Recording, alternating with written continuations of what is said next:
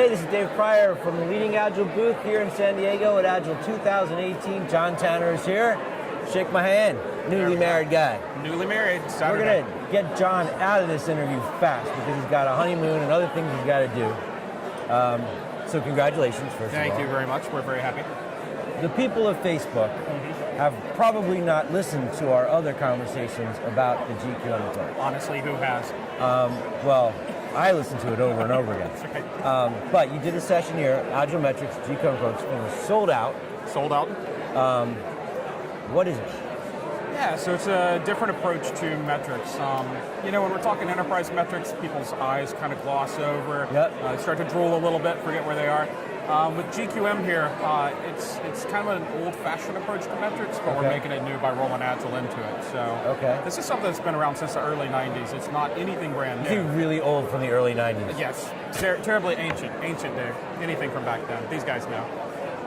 But no, so we're bringing that approach, the GQM approach, which is goal, question, metric. Okay. So you set a big goal, you ask some questions to support it, you go collect data to answer those questions.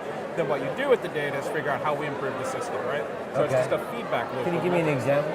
Sure. So traditionally when we look at like team health, we might look at velocity and say, well, if they got a good stable velocity, they're good.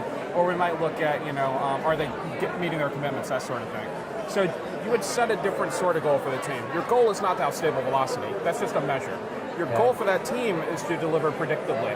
So some of the questions you might ask are do we have a stable velocity? Are we meeting our commitments, story point commitments as well as user story commitments, right?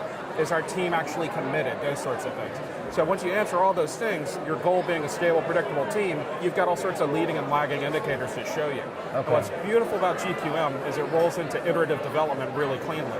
In the 90s, it wouldn't really work with traditional project management as well. There were problems. You had to set up a whole metrics team to do it because you're talking about a 2-year project, right? Yeah. You're setting a big goal and trying to measure it across the lifespan of it. When you do it now with iterative, with us working the way we do with Agile development, it just fits perfectly. So it's taking that old approach, introducing it to a new audience, and it's being well received. Can you quickly explain leading and lagging indicators? Sure. So a leading indicator for a team is going to be something that tells us in advance before a problem shows up, right? So it could be, if I'm looking at my burn down chart halfway through a sprint and it's flatlining, that's a leading indicator we're going to have trouble, right? A lagging indicator of some sort of problem is we might go look at some defect captures that we're getting in the wild after the fact, or any sort of thing after the work is done, right?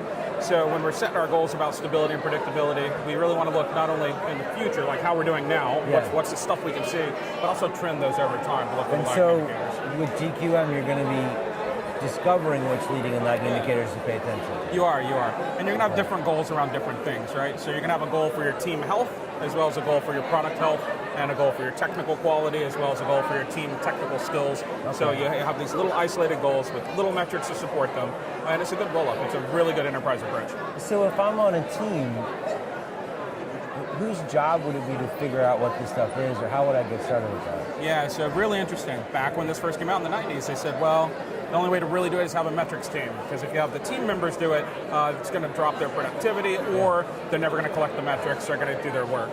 With iterative development, we put it all in the hands of the team, wherever possible, the person closest to the work. So at the delivery tier, I want my programmers, my developers actually collecting this data. They should be doing it by course of work, right? Like, I'm not going out collecting a velocity metric, it's just what I do, right? So that sort of stuff. Same thing at the program tier and portfolio. It gets more interesting when you get into financials, but at the team levels, you have the team do it. And you just make it part of your work. And then you would report on it in like a sprint review or something like that? Something like that, yeah. So at the team level, probably every sprint you'd want to look at it because the goal is collect the data, improve the system. Up at the program portfolio level, maybe quarterly, maybe once a month, depending on what the tempo of your business is. And the higher up you go, like management can use this for how they're interacting with Agile and all that stuff. All the way through. So all the way from executive suite all the way down to developers, it all plugs in together nicely. And the goal is you don't have to have some big BI group doing all this work. You have little modular, incremental, iterative metrics. Everybody's kind of minding their own garden. Yeah, that's exactly right. Cool. So if people want to find out more about it, what's one way they can do this? So other than listen to Dave many podcasts we've done. They can reach out to me, john.tanner@leadingagile.com. They can reach out to Leading Agile on Twitter.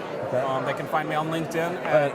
You're on the Twitter. I'm on the Twitter. I have it written down. It says @TannerJS. It is @TannerJS. Same thing for LinkedIn, /TannerJS. Cool. And I'm sure you'll put all the notes out there like you usually do. Very pretty. And where are you going on the honeymoon? We are going to Belize. Okay. Can You're all your welcome wife to come in and say hi? What? Mrs. Tanner, would you please come in and say hello? Lean in close. Say hello. Hi. The happy couple. The happy couple. A happy couple, yes. Saying hello to Facebook. now. They're live on the Facebook right now. Okay, that's okay. So we'll let you guys go enjoy the rest of your time here. Thank you. Thanks for watching. We got one more tonight, so keep paying attention. We'll be back all day tomorrow.